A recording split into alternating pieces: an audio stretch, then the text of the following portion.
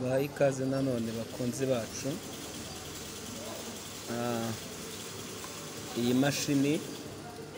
imashini sirifira ikoresha ubudodo butatu,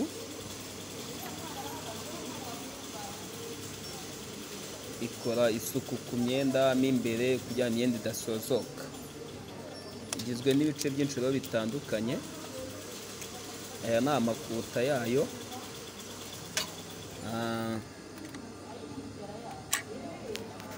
ikagira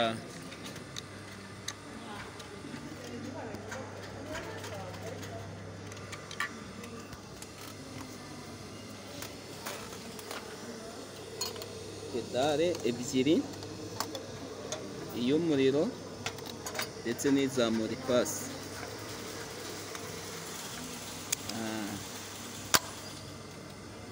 Ikagira urushinge rusanzwe n'izindi nshinge zindi ebyiri zo munsi ziyifasha iyo iri gusirikira. Uko yafirwa uhereye ku hejuru kugeza indodo zigeze mu nshinge, nabyo wabibonaho hano. Murakoze cyane kuba mwakurikiranye iri somo rigendanye n'iyi mashini, mureba aho indodo zagiye zinyura twafira,